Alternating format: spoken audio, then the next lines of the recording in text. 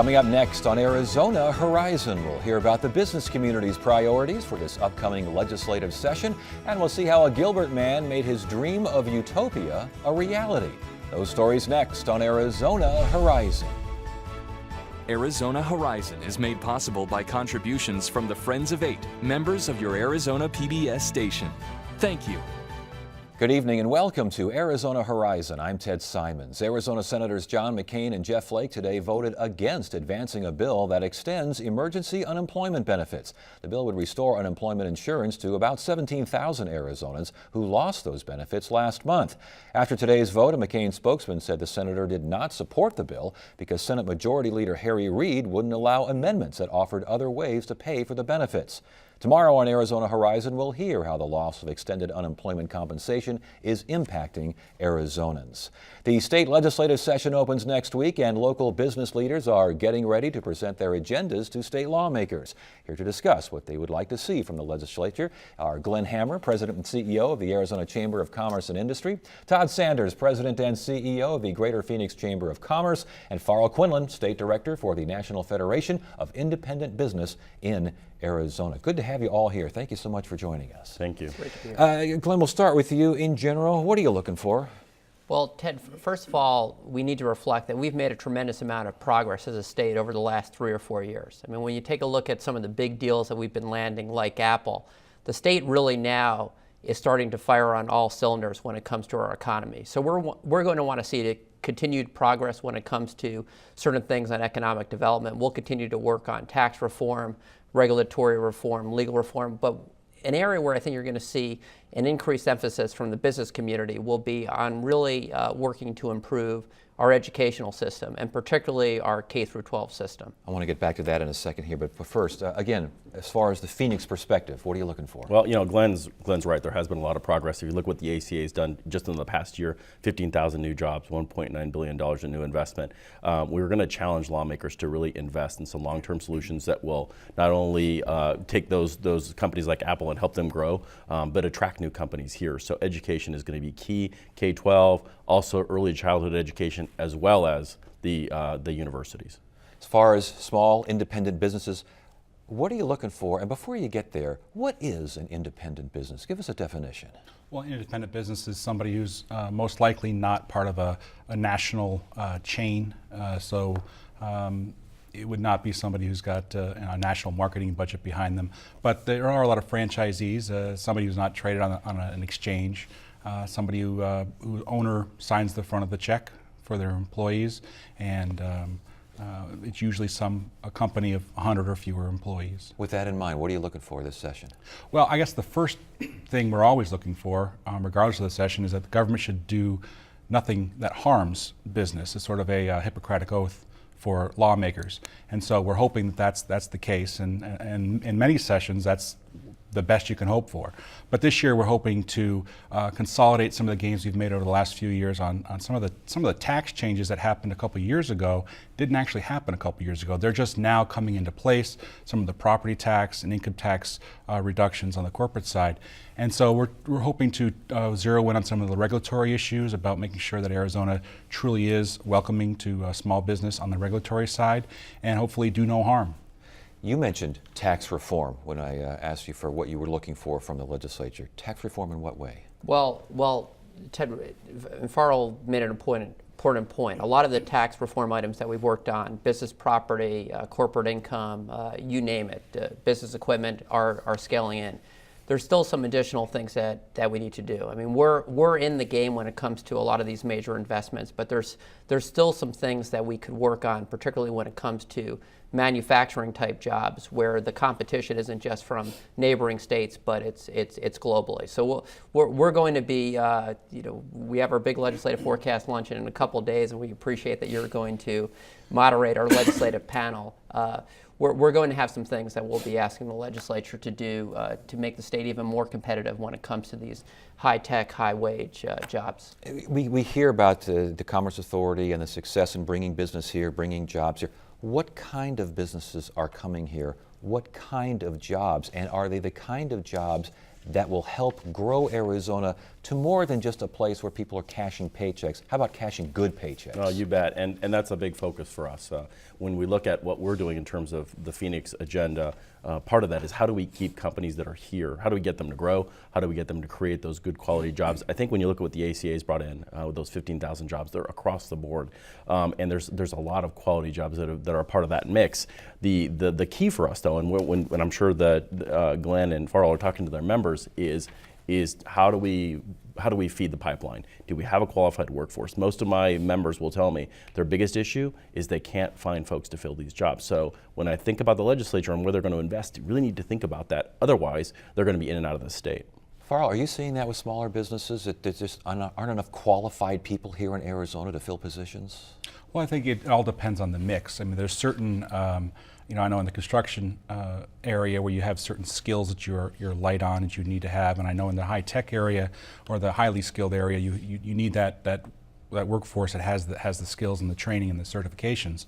So you do see some of that in pockets. But I think one of the things that we really like to see here in Arizona is basically more certainty when it comes to some of the things on the federal side. And I think that's helping hold us back. I think the entire national economy has sort of a wet blanket on it with the healthcare law and other things that are coming out of Washington. So I think Arizona has traditionally outpaced the nation when it comes to growth. And right now, when it comes to unemployment and other measures, we're actually lagging in some of these key indices that traditionally we completely outpace America. So I think hopefully we can get some more certainty at the national level, and some of the great things we've been doing here at the state level can actually kick in and benefit us. Real quickly, is the health care law the wet blanket, or is the fight over the health care law and other fights going on in Washington, is that the wet blanket? Oh, I think there are real in your kitchen, in your home impacts that this is happening to Arizonans, employers and employees. This is not a phony issue. I think one of these ideas that somehow you're drawing attention away from the Obamacare issue or not, or drawing attention to it. I think the attention is going to be there when independent or folks, a lot of the small business people have their own individual plans are being dropped. Wait until the employer mandate kicks in next year, where a lot of employers will just drop all their employees altogether, throwing them into the exchanges. You'll be hearing a lot of that, and that's not a made up or a phony issue. That's real, and it's not something you can even, a PR campaign can't fix. So that's something it's going to be a real problem going forward for this state and the entire country. No, and Farrell's points are well taken. I do want to piggyback also on something that Todd said in terms of just we have to continue to make progress at this state in different industries, particularly where we have industries that are producing good, high-paying jobs. And one of the areas we are going to focus on this year, we've pretty much been able to get tax reduction in every different area. We're going to work very hard with other chambers around the state on insurance premium tax reduction. That's one area where we have not been able to make progress over the last several years, and the state has been able to still achieve some really big job gains from State Farm and other companies. Despite that, we want to make ourselves more inviting. What Farrell said is there's a general theme here. We're doing some incredibly good things as a state. Reg reform, tort reform, tax reform. What's happening in DC has not been positive.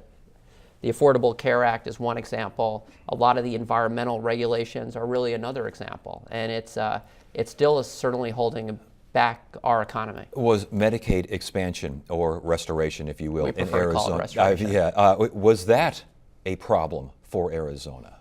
Well, we feel it would have been a problem if we didn't achieve the restoration on a number of different angles. One being because of Arizona's passage of Proposition 204, it could have caused an extraordinarily difficult situation for our state's budget if the state Supreme Court at some point had ruled that the state had to cover that.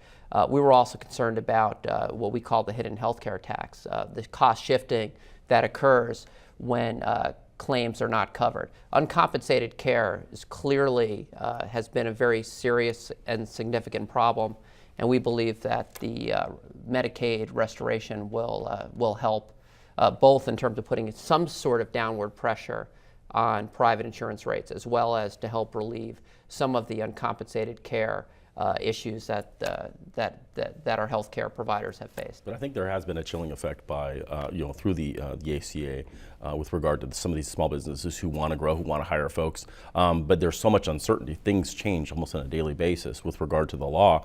And it does create a chilling effect. And so I think to the question you asked, Farrell, I think it's both. It's both sort of the rhetoric and the practical nature of what's been passed. I mean, you're talking 20% of our economy.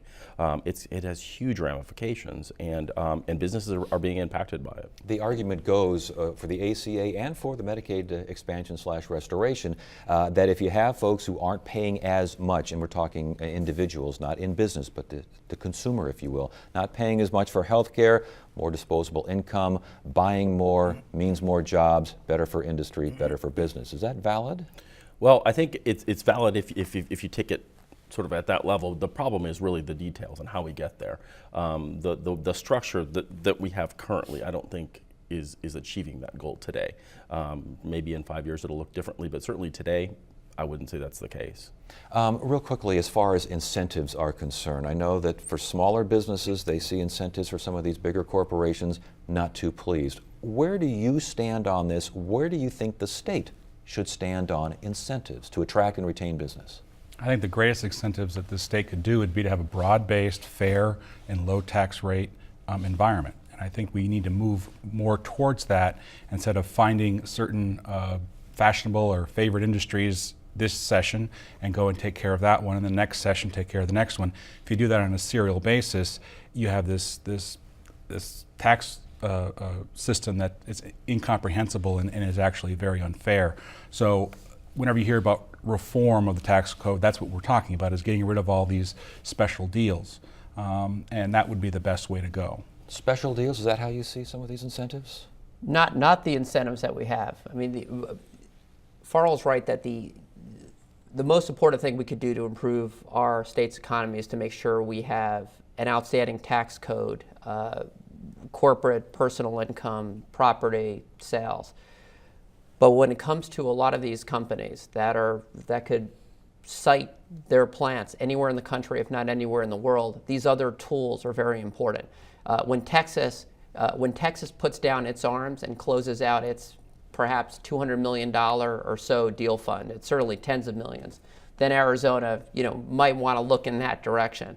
But I don't believe we should unilaterally disarm. And I really believe that our Arizona Commerce Authority and Sandra Watson have really done a very good job in a responsible way to use the different tools and to use our dramatically improved tax climate to land these big ticket companies that all Arizonans could feel very proud of. The concept of incentives or any other attraction, downtown Phoenix, midtown Phoenix, which is still kind of waiting for a resurgence here. Mm-hmm. How far do you think the legislature should go? Well, as far as downtown Phoenix is concerned, I think you're already seeing, for instance, look at the downtown Phoenix today versus 5 years ago with ASU here. I mean, that's dramatically changed what downtown looks like. I think when you think about a specific area of the state, I don't know that necessarily we should look at incentives that way, but I think Glenn's right. There are certain industries that we need to bring to this state. When you talk about quality jobs, we don't live in a vacuum. We live in a very competitive, not only regional, but global environment. And so when you think about that, like Sandra and her team is doing in a strategic way, I think it makes sense. And I think the legislature can continue to make sure that as these things come up and we look at, hey, this industry might make some sense for us, at least study that and decide, hey, is this from a policy perspective somewhere we want to go? But what happens to, let's say, Midtown Phoenix, when all of a sudden you hear Chandler's doing this and something's happening out there in Peoria? We'd sure like to see some of that in Midtown Phoenix. I mean, how do you work that dynamic? And I think that on the city side, a lot of that has gone away in many ways. And so I think that seemed to be the case probably maybe earlier, maybe in the 90s, and that's gone by the wayside. I wouldn't say it's totally gone, but I think more than anything, that's more of a statewide concern now. Farrell, as far as independent, smaller businesses, the image of Arizona, the factor in terms of doing business here, whether it's attracting and retaining or just doing day-to-day business, what kind of impact? For small businesses, Main Street businesses, I think it's fine. I think Arizona's weather and our general pro-business systems and taxes and regulation I don't think this. I think it's been overblown. This area that Arizona somehow has a black eye. I think that was maybe many years ago, but I don't think it's really a driver right now. Do you agree with that? Absolutely. It's 5 degrees in my hometown of Yorktown Heights, New York, D.C., Chicago. This is a great place to live, and we have a very favorable business climate.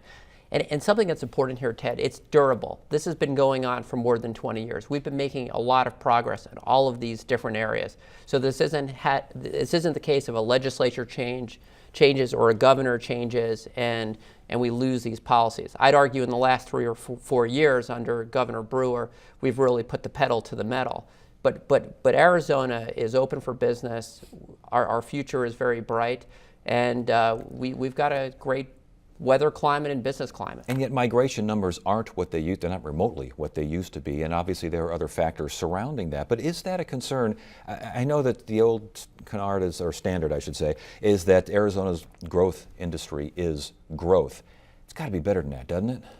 Well, we always want to make improvement. I mean, it's nice to have great weather and just a great quality of life, but we're certainly not resting on that, and that's why you hear from Todd and Farrell and the rest of the business community. We're always going to put pressure to make this a better state. And that's a good point.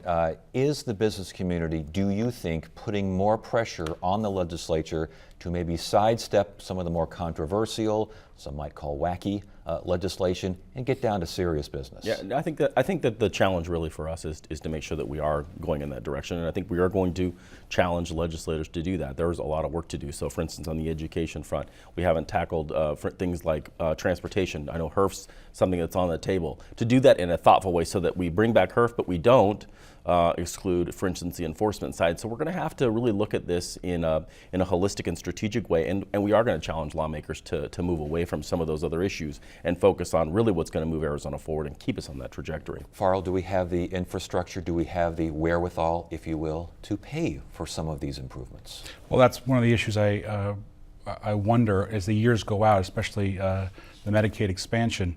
We're all betting on Congress and Washington keeping its pledge of paying for up to 90% of these new costs. And I don't think anyone believes that's actually going to occur.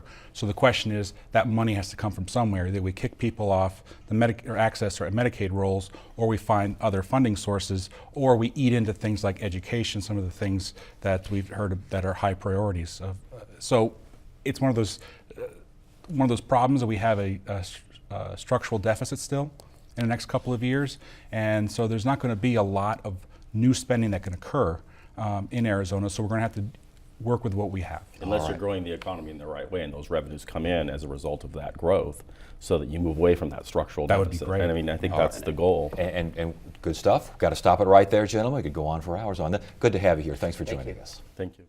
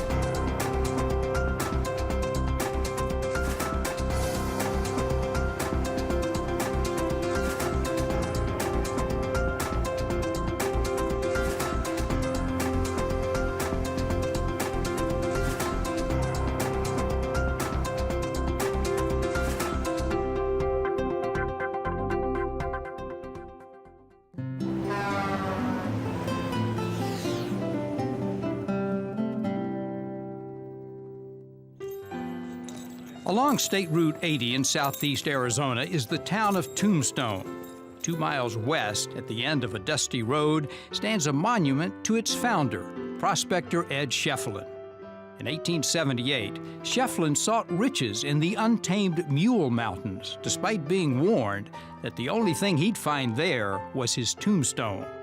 Schieffelin cheated death and discovered several rich silver strikes that launched a boom and established the town. By the 1880s, Tombstone was the county seat, filled with wild and colorful characters whose escapades were chronicled in what is now Arizona's oldest continuously published newspaper, the Tombstone Epitaph. The boom had ended by the mid-1890s. Over the following decades, Tombstone transformed itself into a town Ed Shefflin wouldn't recognize by turning legends of its lurid past into tourist gold and billing itself as the town too tough to die.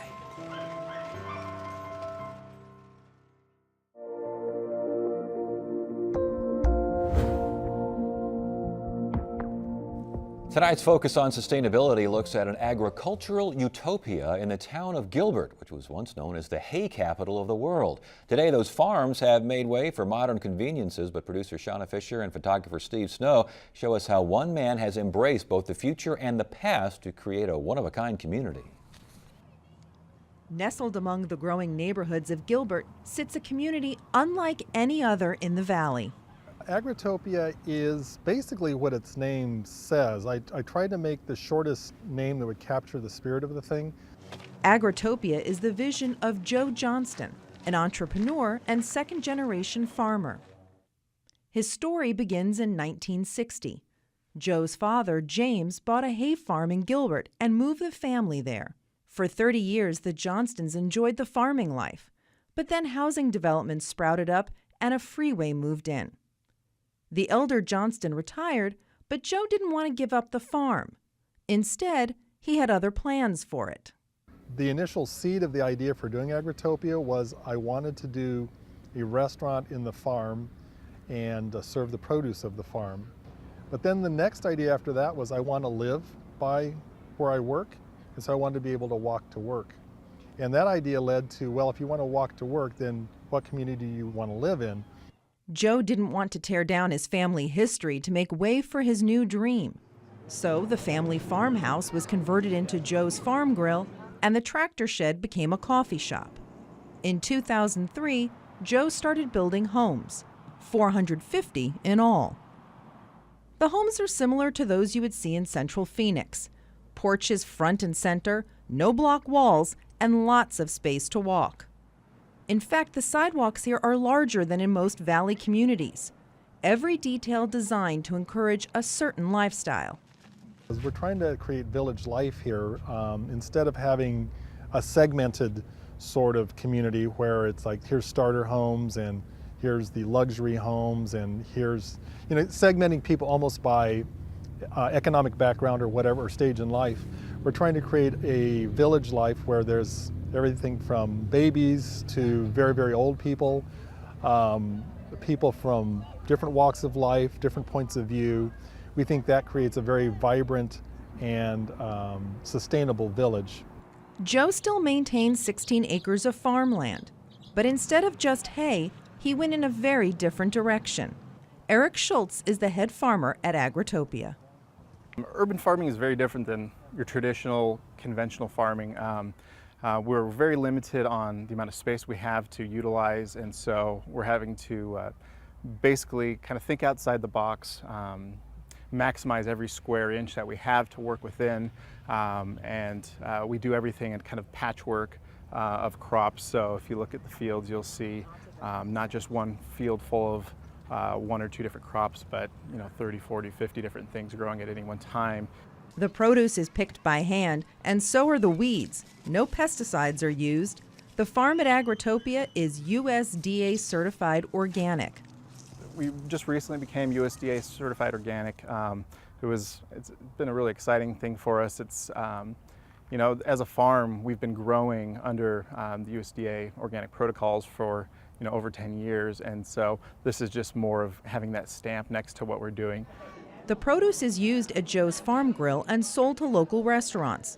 Even residents get in on the growing with their own community garden. There are also animals here. After all, it is a farm. Lambs and recently chickens in a mobile coop. Because we're in an organic farm, we needed to be flexible and to be able to move it to different areas on the farm easily. So it's designed, it's a looks like a shed type structure with a roof, and it's sitting on a trailer with wheels, and we're able to then pull it with a tractor to different areas. The future for Agritopia is as limitless as the landscape. Next summer, Generations, an assisted living care facility, will open, and in the coming years, Epicenter will be built, a 5-story combination retail and apartment space. For Johnston, Agritopia has turned into his utopia. As I walk around, I actually feel a lot of gratitude because, my folks raised us here, and I have a lot of good memories of growing up in this area. Just seeing people enjoy this environment, taking a couple hours out from the hectic life that is today's life, and to be able to just relax with friends and family over food that is of top quality is a beautiful thing. Agritopia hosts a farmers market on site every Wednesday and Saturday. That is it for now. I'm Ted Simons. Thank you so much for joining us. You have a great evening.